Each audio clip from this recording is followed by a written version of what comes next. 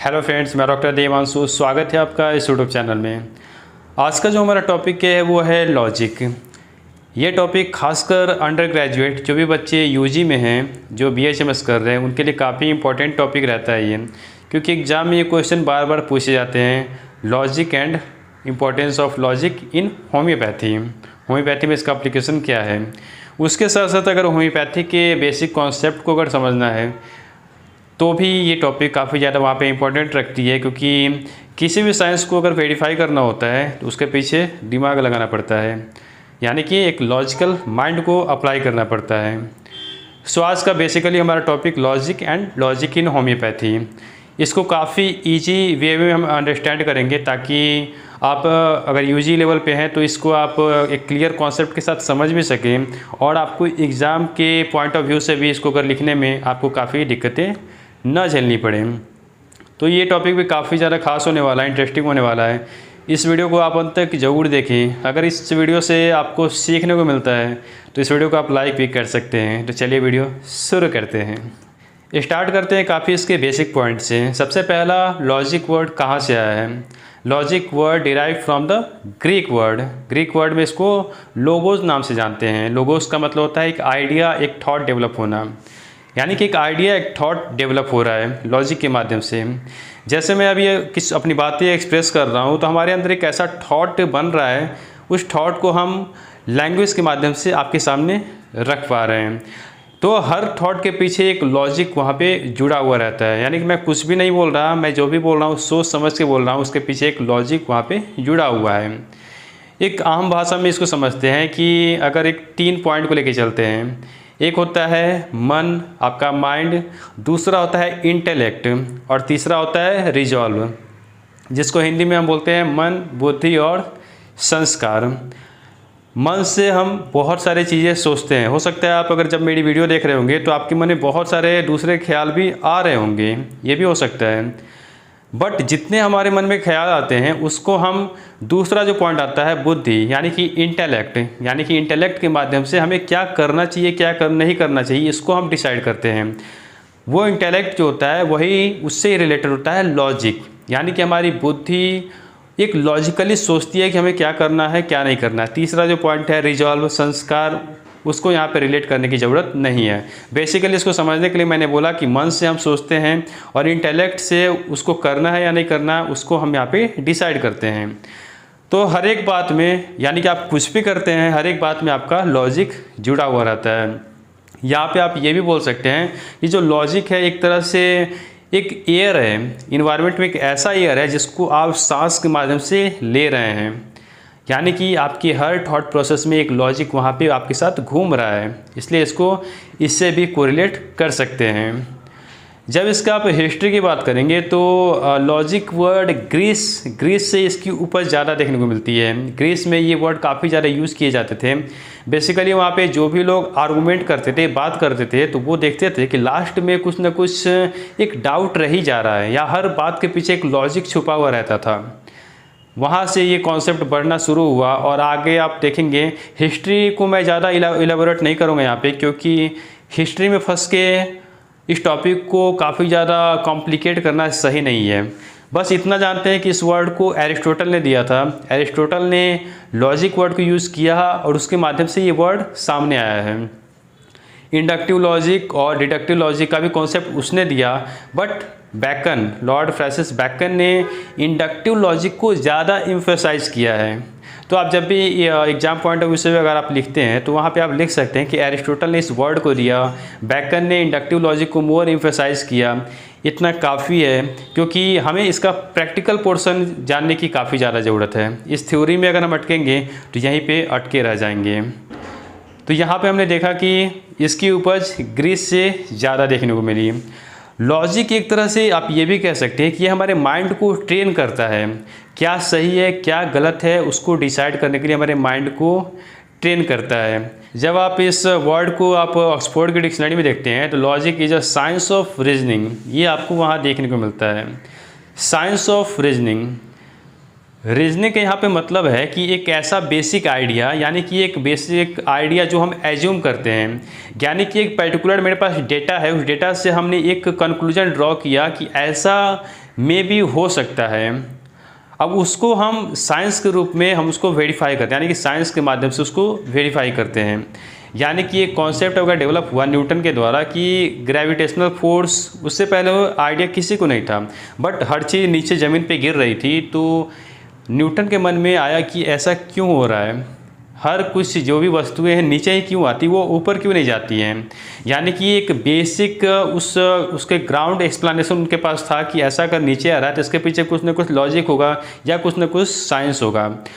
तो उस बेसिक उसको अंडरस्टैंडिंग को वेरीफाई करने के लिए उन्होंने लॉजिकल माइंड को अप्लाई किया, और देन फर्दर ये आपका जो ग्रेविटेशनल फोर्स का जो थ्योरी है वो लोगों के सामने उभर के आया। एक ऐसा थ्योरी जिसको कोई नहीं जानता था, उस थ्योरी से इन्होंने एक जनरल एक यहाँ पे एक लॉ, एक ग्रेविटेशनल एक फोर्स को यहाँ पे उससे डिराइव करने का काम किया है। इससे एक चीज़ और समझ में आता है कि अगर हम किसी भी अगर हम कंक्लूजन को या किसी भी कॉन्सेप्ट को अगर हम ड्रॉ करते हैं तो उसको वेरीफाई करने के लिए हमें साइंस को अप्लाई करना पड़ता है। यानी कि एक तरफ फिलॉसफी और दूसरी तरफ साइंस। फिलॉसफी यानी कि उस पार्ट का थ्योरेटिकल नॉलेज, और साइंस यानी कि उस पार्ट को हम कैसे साइंटिफिक रूप से एक्सपेरिमेंट के रूप से वेरीफाई कर सकते हैं। बहुत सारे लोग बोलते हैं कि फिलॉसफी और साइंस दोनों एक दूसरे के एंटागोनिस्ट है। ऐसा नहीं है, दोनों एक दूसरे के कॉम्प्लीमेंट्री हैं। अगर फिलॉसफी ना रहे तो साइंस की कोई उपयोगिता नहीं है, और केवल साइंस रहे अगर फिलॉसफी ना रहे तो उसकी कोई उपयोगिता नहीं है, क्योंकि दोनों एक दूसरे के पूरक हैं। अगर फिलॉसफी यहाँ पे बनेगा, एक थ्योरम डेवलप होगा, देन उसको हम साइंटिफिक रूप से वेरीफाई कर सकते हैं। अब हम बात करते हैं इंडक्टिव लॉजिक के ऊपर, उसके फर्दर हम आएंगे डिडक्टिव लॉजिक पे। इंडक्टिव लॉजिक जो कि एक ये भी एक लैटिन वर्ड है जिसका मतलब होता है टू इंड्यूस, यानी कि इनिशिएट करना, यानी कि to tell someone to do something. किसी को हम कुछ कह रहे हैं कि तुम कुछ तो स्टार्ट करो, कुछ तो करो, यानी कि स्टार्ट करना, इनिशिएट करना। ज़्यादातर मेडिकल साइंस में इंडक्टिव लॉजिक का ही प्रयोग होता है, क्योंकि इंडक्टिव लॉजिक में जो हमारा प्रीमाइस होता है, एक वर्ड यहाँ पे आपको काफ़ी कॉमनली सुनने को मिलेगा, प्रीमाइस। प्रीमाइस यानी कि हम एक स्टेटमेंट यहाँ पे जनरेट कर रहे हैं, यानी कि हम उस अननोन फैक्ट से एक स्टेटमेंट जनरेट कर रहे हैं जिसको हम फर्दर वेरीफाई करके एक फाइनल कंक्लूजन पे आएंगे, यानी कि एक एज्यूम फैक्ट को हम प्रीमाइस यहाँ पे कहते हैं। तो मेडिकल साइंस में ज़्यादातर, जैसे मैंने पहले बोला, कि इंडक्टिव लॉजिक का प्रयोग होता है। इंडक्टिव लॉजिक का जो मतलब होता है कि to drawing a universal conclusion. यहाँ पे हम ड्रॉ कर रहे हैं कि universal conclusion from a particular premise, यानी कि एक पार्टिकुलर प्रीमाइस से हम एक यूनिवर्सल कंक्लूजन ड्रॉ कर रहे हैं। बेसिकली इसको इस आधार पे भी समझ सकते हैं कि एक छोटा सा अगर मानते हैं कि ये एक डेटा है, इस डेटा से हम एक प्रीमाइस एक यहाँ पे जनरेट कर रहे हैं, इसको फर्दर हम वहाँ पे उसको एक जनरल कंक्लूजन वहाँ पे डेवलप करा रहे हैं।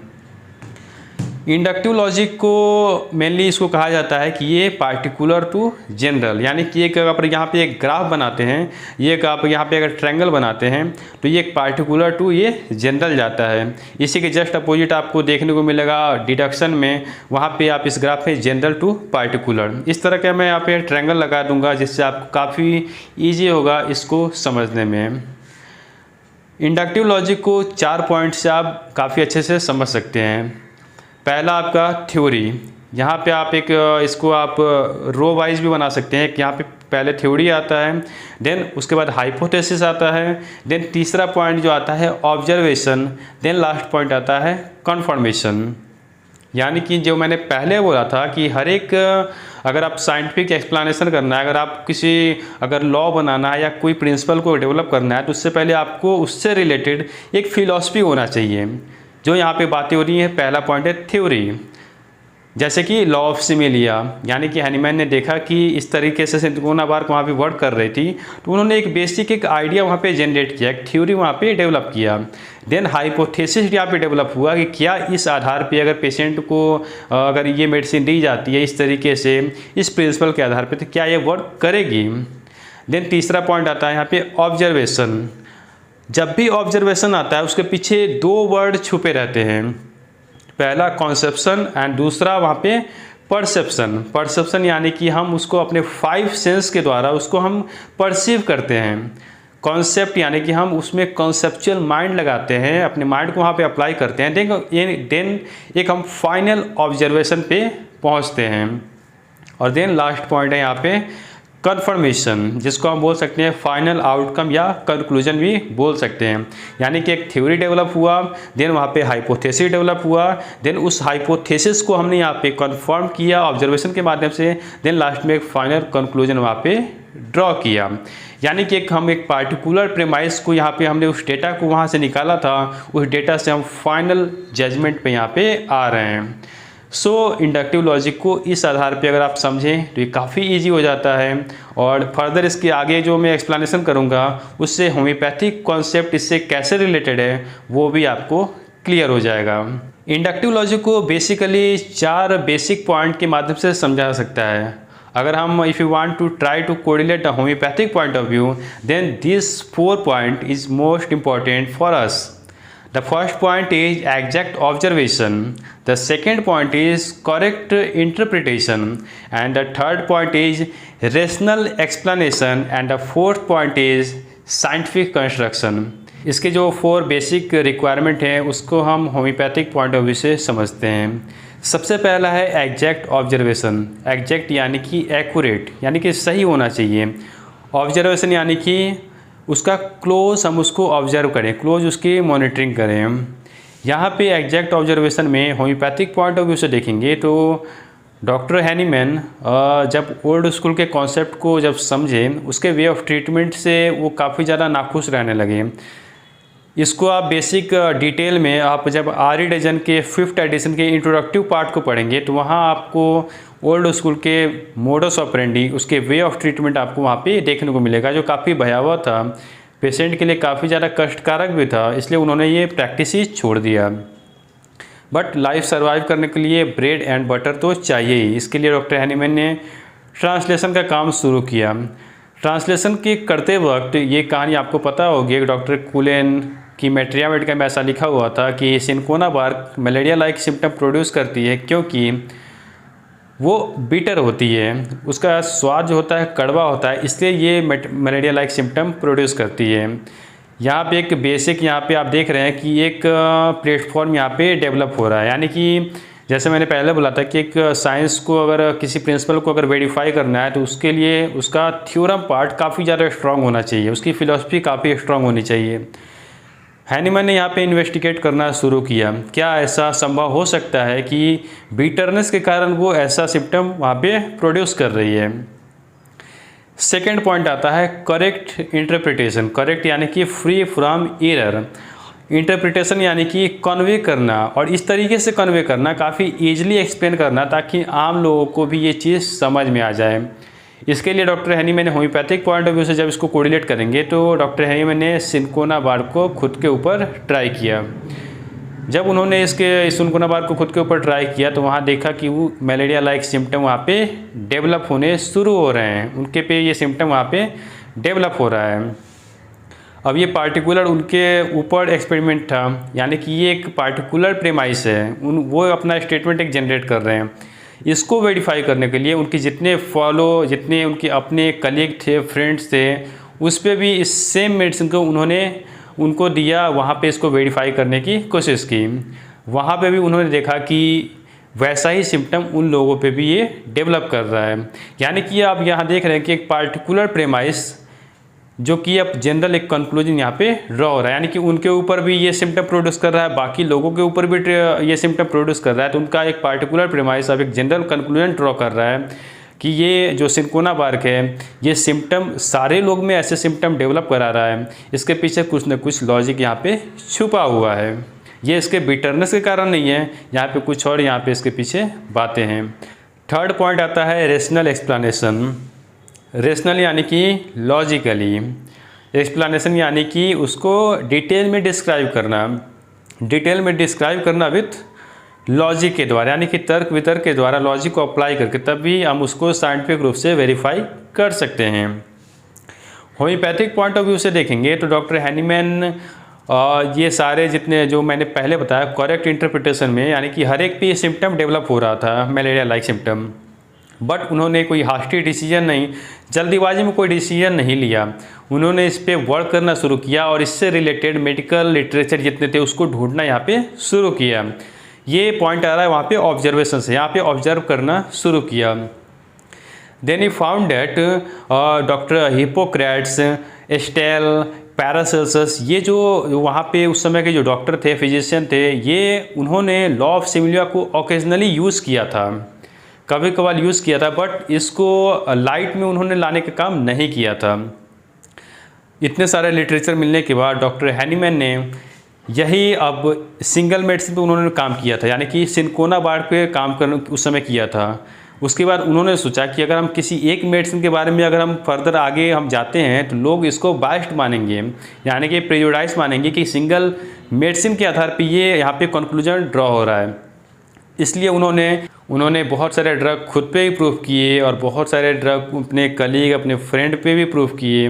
देन फाइनल वहाँ पे एक ऑब्जर्वेशन पे आए कि ऐसे सारे सिम्टम इसलिए डेवलप हो रहा है कि जो लॉ ऑफ सिमिलिया का जो कॉन्सेप्ट था, जो हमारे जो एंसेस्टर थे, जो पहले के फिजिशियन थे, वो इसको यूज़ भी किए थे ओकेजनली, और उस बेसिस पे सिमिलर के आधार पे ये यहाँ पे हेल्दी ह्यूमन बीइंग में ऐसा सिम्टम डेवलप करा रहा है। तो यहाँ पे जो एक पार्टिकुलर प्रेमाइस था, एक पार्टिकुलर जो स्टेटमेंट था जो हैनीमैन के द्वारा जनरेट हुआ था, अभी एक जनरल प्रेमाइस बन रहा है, एक जनरल यहाँ पे कंक्लूजन ड्रॉ हो रहा है कि होम्योपैथी जो कि लॉ ऑफ सिमिलिया के आधार पर वर्क करती है, और यही आगे जाके होम्योपैथी सिस्टम का प्रिंसिपल बन गया। यही जनरल कंक्लूजन बाद में होम्योपैथी सिस्टम का एक लॉ बन गया, यानी कि आज जो हम प्रैक्टिस करते हैं इसी लॉ के आधार पे, इसी प्रिंसिपल के आधार पे, सिमिलिया सिमिलोस्क्यूरेंचर के आधार पे हम वे ऑफ ट्रीटमेंट पेशेंट को देते हैं।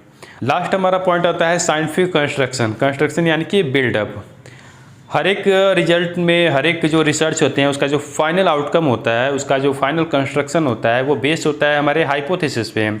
यानी कि हमने जो सोचा है, हमने जो एक हाइपोथेसिस जनरेट किया था सेकंड पॉइंट में, अब वो यहाँ पे वेरीफाई हो रहा है। तो या तो हो सकता है कि जो आपका हाइपोथेसिस है और जो आपका रिजल्ट है दोनों एक दूसरे को सपोर्ट करते हों, या हो सकता है कि जो आपका हाइपोथेसिस है और जो आपका फाइनल आउटकम है एक दूसरे को कॉन्ट्राडिक्ट करते हों। दोनों बातें यहाँ पे संभव होती हैं। होम्योपैथिक पॉइंट ऑफ व्यू से जब इसको देखते हैं तो यहाँ पे पॉइंट है बेस्ड ऑन दिस एक्सपेरिमेंट, यानी कि जो एक्सपेरिमेंट डॉक्टर हैनीमैन ने किया और जो रिसर्च किया of the literature, Hahnemann could confidently state that, Hahnemann ने अब इसको कॉन्फिडेंटली कह सकते थे कि medicine cure disease, medicine disease को क्योर कर रही है। क्यों? Because they can produce similar disease in healthy individual, यानी कि वो एक सिमिलर डिजीज़ हेल्दी इंडिविजुअल में डेवलप कर रही है। तो वैसा ही अगर डिजीज़ हम एक डिजीज्ड पर्सन में अगर डेवलप कराएं जो कि उस नेचुरल डिजीज़ से ज़्यादा स्ट्रॉन्गर हो, तो उसको वहाँ पे वो नष्ट कर देती है, उसको वहाँ पे ख़त्म करने का काम करती है। आफ्टर 6 ईयर ऑफ एक्सपेरिमेंट, 6 साल उन्होंने एक्सपेरिमेंट किया। देन हैनीमैन इन द 1796, यानी कि 1790 से ये प्रोसेस शुरू हुआ, और 96 में विथ हिज फर्स्ट ऐसे ऑन होम्योपैथी, एक पहला जो ऐसे यहाँ पे डेवलप हुआ, an essay on a new principle for ascertaining the curative power of drug and some examination of the previous principle, यानी कि एक ऐसे वहाँ पे उन्होंने बनाया, एक ऐसे लिखा जो कि होम्योपैथी जितने उन्होंने एक्सपेरिमेंट किए थे, जितने रिसर्च उससे कंडक्ट किए थे, उन सारी डिटेल को उसमें बताया।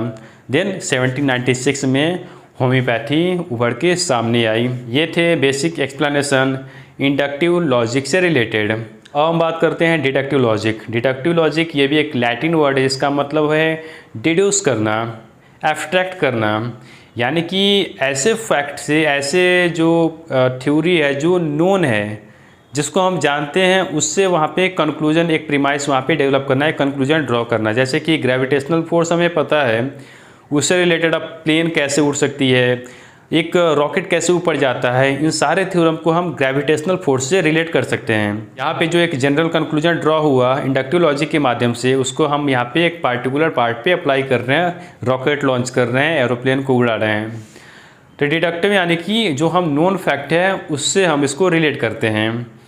जैसे कि ड्रग प्रूविंग जब कंडक्ट होती है तो हम जान जाते हैं कि नक्श भूमिका में इतने सारे सिम्टम हैं, बहुत सारे सिम्टम हमको ड्रग प्रूविंग के माध्यम से देखने को मिलता है। यानी कि जो अननोन फैक्ट था उससे हमने एक जनरल यहाँ पे कॉन्सेप्ट तैयार किया इंडक्टिव लॉजिक के माध्यम से। अब उस जनरल को हम एक पार्टिकुलर पे अप्लाई करते हैं, यानी कि जब पेशेंट आता है उसकी केस लेते हैं, उसकी हिस्ट्री लेने के बाद उस पार्टिकुलर पेशेंट पे हम इस जनरल जो हमारा जो कॉन्सेप्ट है, जो हमारा व्यू है उस मेडिसिन का, उसको हम उस पेशेंट्स पे अप्लाई करते हैं। तो जो डिडक्टिव लॉजिक होता है उसमें हमारे पास ऑब्जर्वेशन ऑलरेडी अवेलेबल रहता है, ऑब्जर्वेशन रहता है, उससे हम उस ऑब्जर्वेशन को हम अरेंज करते हैं। सेकेंड पॉइंट हो गया अरेंजमेंट करते हैं। थर्ड पॉइंट यहाँ पे आता है उससे रिलेटेड एक हाइपोथेसिस डेवलप करते हैं। देन फाइनल वहाँ पे कंक्लूजन ड्रॉ करते हैं, यानी कि जो ऑब्जर्वेशन है जो हमारा वो नोन है, उससे हम उसको ऑब्जर्वेशन को यहाँ पे अरेंज किए, पेशेंट के सिम्टम को हमने अरेंज किया, एक हाइपोथेसिस डेवलप किया कि अगर ये मेडिसिन पेशेंट को इस आधार पे दिया जाता है तो वो वर्क करेगी। देन हम फाइनल कंक्लूजन वहाँ पे ड्रॉ करते हैं। अब हम बात करते हैं डिडक्टिव लॉजिक की क्या प्रोसेस है, कैसे ये वर्क करता है। सबसे इसका जो पहला प्रोसेस है, we observe from available fact information और नॉलेज, यानी कि यहाँ पे जो ऑब्जर्वेशन हो रहा है वो अवेलेबल फैक्ट से हो रहा है, जो प्रेजेंट है, यानी कि यहाँ पे हमारा जो प्रीमाइस होगा वो भी सही होगा और जो हमारा जो कंक्लूजन होगा वो भी सही होगा, क्योंकि हमारा जो प्रीमाइस है जो हमने एज्यूम किया है वो भी वेरीफाइड है, वो भी सही है। सेकेंड पॉइंट आता है we use them as a base, जो हमने ऑब्जर्वेशन किया है उसको हम यहाँ पे आधार बनाएंगे, यानी कि हमने अगर नक्स भूमिका की ड्रग प्रूविंग हुई उसके आधार पे जो सिम्टम वहाँ पे सामने उभर के आए, हम उस सिम्टम को ही यहाँ पे आधार बनाएंगे जब हम पेशेंट को ही अगर दवा देंगे। थर्ड पॉइंट यहाँ पे आता है कि we draw a valid agreeable statement, यानी कि यहाँ पे हाइपोथेसिस डेवलप करना कि इस आधार पर अगर हम पेशेंट को दवा देते हैं तो वो उस पर वर्क करेगी या नहीं करेगी। देन जो फोर्थ पॉइंट आता है we form an effective conclusion, यहाँ पे हम एक इफेक्टिव कंक्लूजन ड्रॉ करते हैं। इफेक्टिव इसलिए यहाँ पे वर्ड बोला जा रहा है क्योंकि जो हमारा जनरल जो प्रीमाइस है वो वैलिड है, वो ट्रू है, वो सही है, इसलिए यहाँ पे जो हमारा आउटकम भी होना चाहिए वो सही होना चाहिए, इसलिए यहाँ पे इफेक्टिव बोला जा रहा है। यहाँ पे एक एग्जांपल है all the rabbit are white and we have a random sample of rabbit, मतलब सैंपल में हमने रैबिट को सेलेक्ट किया है, तो यहाँ पे कंक्लूजन क्या ड्रॉ होगा, all the rabbit in sample must be white, क्योंकि एक जनरल कंक्लूजन है कि जो रैबिट होते हैं ज़्यादा तो वाइट ही होते हैं। तो हमारा जो फाइनल यहाँ पे एक पार्टिकुलर कंक्लूजन ड्रॉ हो रहा है कि जो हमारे पास सैंपल में जो रैबिट आए होंगे हो सकता है कि वो भी वाइट ही हो। अब मेन जो बात आता है, मेन जो पॉइंट आता है कि उसकी अप्लीकेबिलिटी, यानी कि प्रैक्टिकल यूज़ क्या है लॉजिक का, प्रैक्टिकली उसको हम कैसे यूज़ कर सकते हैं। क्योंकि जो हमारा पीछे का वीडियो था उसमें हमने हिस्ट्री जाना था कि होम्योपैथी कैसे लोगों के सामने आई, बट जो मुख्य इंपॉर्टेंट पॉइंट है वो है उसका प्रैक्टिकल यूटिलिटी। प्रैक्टिकल यूटिलिटी की जब बात आती है तो इंडक्टिव और डिडक्टिव दोनों मेडिकल साइंस में यूज होते हैं, और खासकर होम्योपैथी की जो बात करें तो होम्योपैथी में दोनों यूज होते हैं।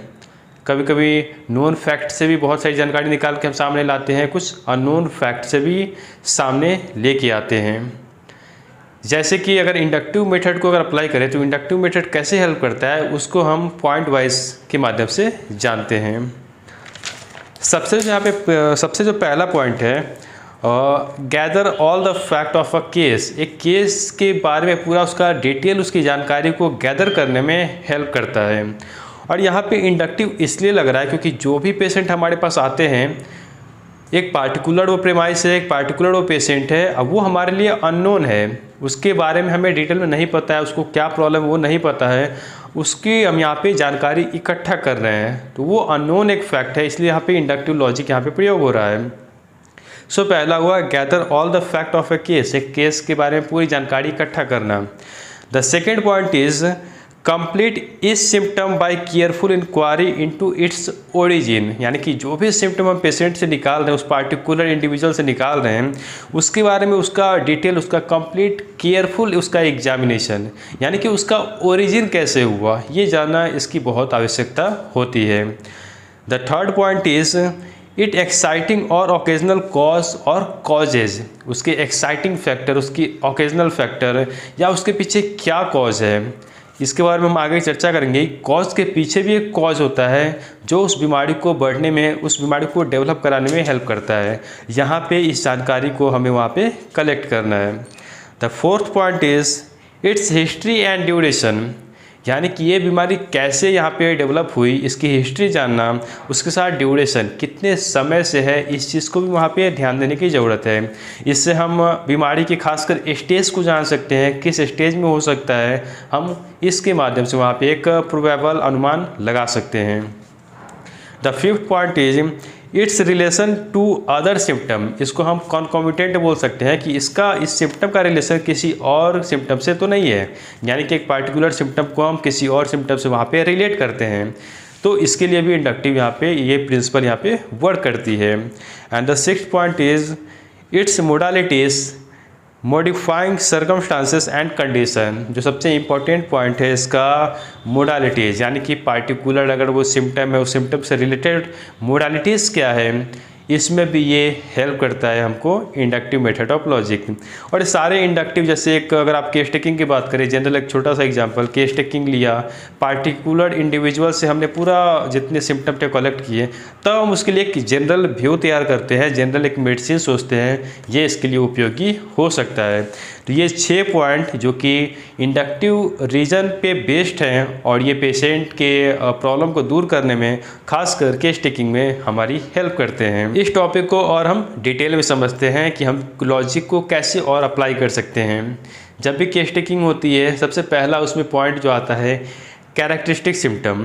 कैरेक्टरिस्टिक सिम्टम जो कि हमें रेमेडी फाइंड आउट करने में हेल्प करता है, यहाँ तक कि एक पेशेंट को इंडिविजुअलाइज करने में भी हेल्प करता है। खासकर आपने देखा होगा कि जैसे एक अगर पल्सेटिला का एग्जांपल लेते हैं, तो पल्सेटिला का जो कैरेक्टरिस्टिक है, उसको वार्म रूम में उसकी सारी कंप्लेन बढ़ जाती है। तो आप इस सिम्टम को उसके हर एक पार्टिकुलर के साथ भी अगर रिलेट करते हैं, पार्टिकुलर सिम्टम के साथ भी रिलेट करेंगे, तब भी आपको वहाँ पे सेम मोडालिटीज़ देखने को मिलती है। इसलिए इस पार्टिकुलर मोडालिटीज़ को हम एक उस मेडिसिन का एक जनरल कॉन्सेप्ट, जनरल एक व्यू बनाते हैं, इसलिए उसको कैरेक्टरिस्टिक सिम्टम बोला जाता है। यानी कि उसके हर एक पार्टिकुलर सिम्टम में आपको ये वार्म रूम में एग्रावेशन और ओपन एयर में एम्ब्रोडेशन आपको देखने को मिलता है। जैसे आप जब कॉल्सिकम की बात करते हैं, तो कॉल्सिकम में आपको हर एक पेशेंट की, यानी कि वो कुछ भी कंप्लेन लेके आए, किडनी स्टोन लेके आए, पेट दर्द लेके आए, हेडेक लेके आए, उसके साथ अगर उसको खाने की महक लग रही है, तो आप वहाँ पे इस मेडिसिन को सोचते हैं। यानी कि हर एक पार्टिकुलर सिम्टम के साथ ये एक कैरेक्टरिस्टिक उसके साथ जुड़ रहा है, इसलिए वो पार्टिकुलर सिम्टम एक यहाँ पे जनरल सिम्टम बन जाता है। इसलिए कैरेक्टरिस्टिक सिम्टम को कभी कभी हम जनरल सिम्टम भी कहते हैं, क्योंकि वो एक जनरल व्यू दिखाता है उस पार्टिकुलर मेडिसिन का। इसलिए यहाँ पे इंडक्टिव मेथड लग रहा है कि उस पार्टिकुलर हम पार्ट से एक यहाँ पे उस मेडिसिन का जनरल यहाँ पे एक व्यू, एक कॉन्सेप्ट तैयार कर रहे हैं, जो कि काफ़ी हेल्प करता है पेशेंट को क्योर करने में। और यही चीज़ हम पेशेंट से भी लेते हैं। जब हम पेशेंट से उस सिम्टम को निकालेंगे जो उससे अलग है, कैरेक्टरिस्टिक है, जो उसके लिए पिक्यूलियर है, देन हम फर्दर उसको मेडिसिन के साथ मैच कर सकते हैं। तो इस प्रोसेस में भी काफ़ी ज़्यादा हेल्प करता है हमें लॉजिकल माइंड। लॉजिकल अगर प्रोसेस को हम अप्लाई करते हैं तो हमें ये सारे प्रोसेस करने में हमें हेल्प मिलती है। सेकेंड पॉइंट आता है pathological unit of the symptom. Pathological unit यानी कि हर एक सिम्टम को हम एक अरेंज करते हैं ताकि हम एक फाइनल डायग्नोसिस पे पहुंच सके। हम अगर सिंगल सिम्टम को हम अलग अलग रखेंगे तो हम ना एक फाइनल डायग्नोसिस पे पहुंच पाएंगे, ना एक फाइनल रेमेडी तक पहुंच जाएंगे। सो यहाँ पे पैथोलॉजिकल यूनिट की आवश्यकता इसलिए भी है कि हम फर्दर डायग्नोसिस करें और उस डायग्नोसिस के आधार पे उसका कॉमन क्या है, उसके अनकॉमन सिम्टम क्या है, उसको यहाँ पे हम जज कर सकते हैं pathological unit of the symptom के आधार पे। तो यहाँ भी आप देख रहे हैं कि हम एक सिम्टम को, एक पार्टिकुलर सिम्टम को हम अरेंज कर रहे हैं, देन एक जनरल व्यू तैयार कर रहे हैं। तो कहीं ना कहीं यहाँ भी आपको यहाँ पे इंडक्टिव लॉजिक को हम अप्लाई कर रहे हैं। एक यहाँ पे लाइन है जो स्टुअर्ट क्लोज ने कहा है कि it is equally true that 99 homeopathic physician out of 100 might surprise learning they have using logic in their practice they ever made. यानी कि आप प्रैक्टिस कर रहे हैं, नोइंगली अननोइंगली, अच्छे से कर रहे हैं या बूढ़े से कर रहे हैं, जिग वे में कर रहे हैं या आप प्लेन वे में कर रहे हैं, हर एक वे में आप एक लॉजिकल माइंड को वहाँ पे अप्लाई करते हैं। हो सकता है आपको पता ना हो, लेकिन आप उस लॉजिकल माइंड को वहाँ पे अप्लाई करके ही पेशेंट को मेडिसिन सेलेक्ट कर रहे हैं उसके इंडिविजुअलिटी के आधार पे। थर्ड पॉइंट हमारा आता है totality of the symptom. Totality यानी कि सारे सिम्टम को कलेक्ट करना। अगर होम्योपैथिक पॉइंट ऑफ व्यू से हम जानते हैं तो पेशेंट को अगर क्योर करना है तो हमें एक टोटलिटी वहाँ पे फॉर्म करनी पड़ती है, तब जाके हम एक पार्टिकुलर एक स्पेसिफिक रेमेडी पे आते हैं जो उस पेशेंट के लिए उसकी बीमारी को दूर करने के लिए उपयोगी होता है। टोटलिटी में हम सारे सिम्टम को मैच करते हैं, या वो फिजिकल हो या वो मेंटल हो या पार्टिकुलर हो। लेकिन टोटलिटी जब बनानी होती है तो हमें सारे सिंगल सिम्टम को वहाँ पे लेना पड़ता है। तो एक सिंगल सिम्टम को लेके सारे बॉडी के जितने सिंगल सिम्टम है उसको हम इकट्ठा करते हैं, देन एक पार्टिकुलर एक हम कॉन्सेप्ट पे आते हैं कि उस केस में हमारे लिए कौन सा सिम्टम उपयोगी है। सारे सिम्टम को फर्दर हम कलेक्ट करते हैं, तब हमें समझ में आता है केस के लिए उपयोगी सिम्टम क्या है और बेकार जो उपयोगी हमारे लिए नहीं है, जो इम्पोर्टेंट नहीं है, वैसे सिम्टम क्या है। कभी कभी केस में जब ये भी होता है कुछ एक्सीडेंटल सिम्टम भी पेशेंट बताते हैं जो कि रेमेडी सिलेक्शन का कोई रोल नहीं होता, तो उसको भी एक्सक्लूड करने में ये हमारी हेल्प करता है। तीसरा पॉइंट, टोटलिटी हमें हेल्प करता है क्योंकि जो हम टोटलिटी यहाँ पेशेंट से बनाएंगे वही सेम टोटलिटी हमें मैटेरिया का पार्ट में भी वैसा ही सेम हमें मिलना चाहिए। तो दोनों को मैच कराने के लिए भी टोटलिटी की काफ़ी आवश्यकता पड़ती है। तो एज ए होल हम बोल सकते हैं कि टोटलिटी ऑफ द सिम्टम भी एक इंडक्टिव लॉजिक का ही ये मेथड है जिसमें हम पार्टिकुलर आधार पे एक प्रीमाइस के आधार पे एक जनरल यहाँ पे व्यू तैयार करते हैं पेशेंट को क्योर करने के लिए। फोर्थ पॉइंट आता है इंडिविजुअलाइजेशन, जो कि सबसे इम्पोर्टेंट एक बोल सकते हैं एक प्रिंसिपल है। लेकिन इस प्रिंसिपल को कैसे अप्लाई करना है आपको इसके बारे में डिटेल जानकारी कहीं नहीं मिलेगी। इसको आपको अपने लॉजिकल माइंड के अनुसार इसको आपको अप्लाई करना पड़ता है, क्योंकि इसके बारे में बेसिक आइडिया हमारे जितने एंसेस्टर थे या जितने हमारे होम्योपैथी डॉक्टर उन्होंने इसके बारे में डिटेल जानकारी नहीं दी है, इसको कैसे इसको निकालना है। सो यहाँ पे आपको लॉजिकल माइंड की अप्लाई करनी पड़ती है। इंडिविजुअलाइजेशन ऑफ द पेशेंट को भी इंडिविजुअलाइज करना है ताकि मेडिसिन सिलेक्शन में हेल्प हो सके।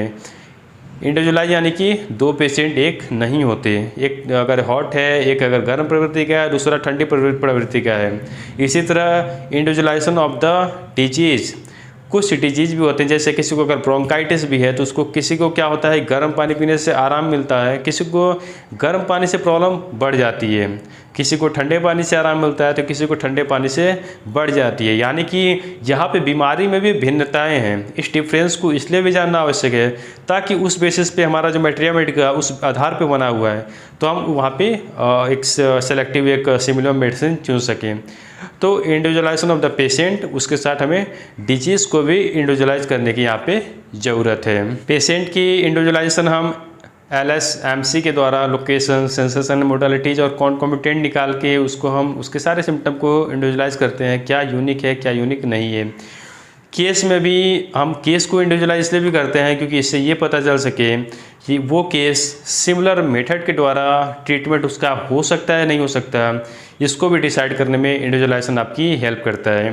तो यहाँ भी आप देख रहे हैं कि इंडक्टिव मेथड ही लग रहा है कि एक पार्टिकुलर आप एक पेशेंट से जो एक प्रीमाइस आप निकाल रहे हैं, सिम्टम निकाल रहे हैं, देन एक जनरल व्यू तैयार कर रहे हैं, तो यहाँ पे भी आप इस मेथड को यहाँ पे अप्लाई कर रहे हैं। फिर आता है रिपर्टराइजेशन।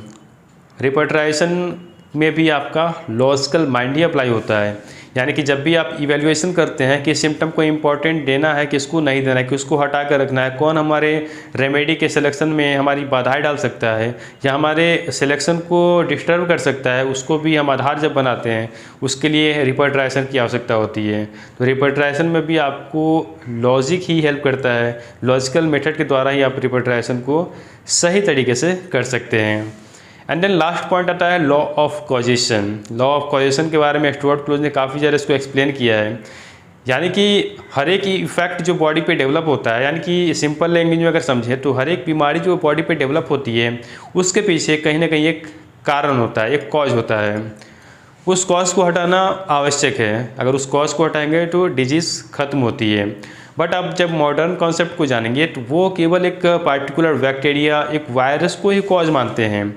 उसके कॉज के पीछे कॉज क्या है उसको, उनका जो मटेरियलिस्टिक कॉन्सेप्ट है वो उस पर टिके हुए रहते हैं। बट एक एग्जांपल से अगर आप समझते हैं यहाँ पे कि ट्यूबरकुलोसिस का बैक्टीरिया सबके बॉडी के अंदर जाता है, एक अगर कोई छींकता है तो उसके छींक के माध्यम से कितने सारे लाखों उसमें से जो बैक्टीरिया निकलते हैं लोगों तक पहुँचते हैं।